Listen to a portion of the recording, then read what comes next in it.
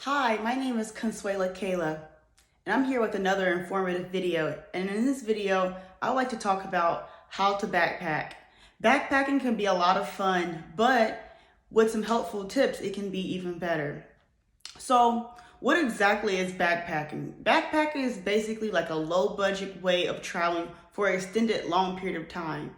Usually, you're traveling from city to city or country to country. Backpack trips are typically from a month to even longer, being like 6 months, even to a year. I've even ran across some people who backpack for 18 months, but typically it's around under 3 months, but there's no time limit.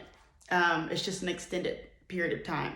So for backpacking, of course, you need to start off with money. You need to have money, you need to have a budget. Before you start backpacking, figure out how long you want your trip to be, where are you going, and pretty much what is going to be your daily budget.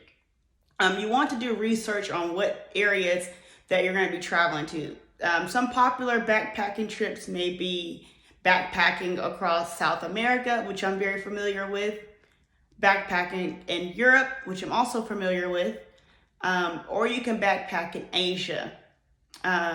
You could backpack pretty much anywhere, but these are the three most popular because there's multiple countries surrounding in that continent in comparison to like the United States. The United States is so huge and you pretty much just have like Canada and Mexico. But in South America, you can pretty much like hop around. And in Europe, the countries are very small, so it's easy to hop around and to experience different cultures, languages, and experiences. So what you want to do first is figure out where do you want to backpack. So say for instance, you want to backpack in Europe, okay?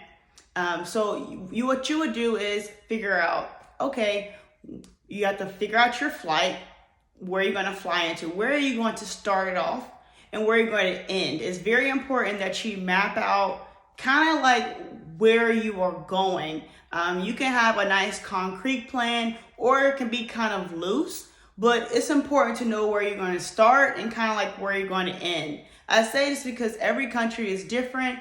Prices may be different as far as accommodation and food, and your daily budget may be different.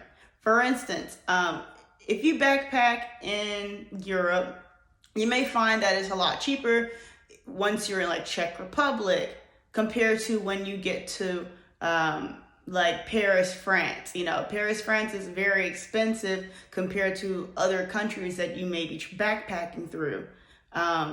Little bit less expensive than Italy. You might find that Amsterdam, Netherlands is about the same price as it would be like in the United States.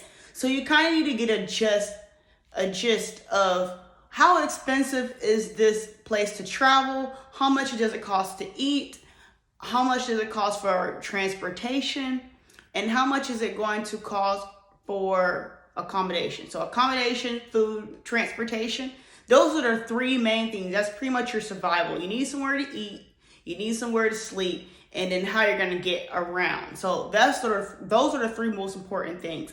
Another very important thing too as well is entertainment. You know, what are you going to do once you're there? If you want to, let's say you're doing a backpacking trip in Peru, you're going to have to pay for the transportation to get to like Machu Picchu, or maybe you need to pay like park fee or something like that. So it's important that you add that in your costs because those really can add up, especially once you get into like countries and places that are like really tourist heavy. Then these prices for these attractions will be a little bit more, such as like the Eiffel Tower or the Leaning Building of Pisa or anything like that. So you want to do your research. So what I typically do is say, for instance, I want to travel for 2 months. I'll put my start, where am I starting?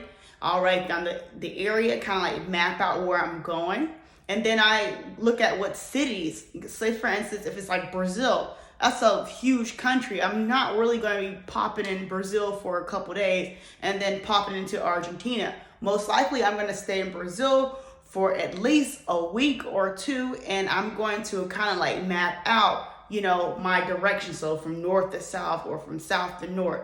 You kind of, when you get your plan for where you're going to go, you want to go like in a smooth transition, you know. It just makes more sense. It is more cost effective. So you wouldn't be bouncing around like Colombia, Brazil, you know, Peru, Uruguay.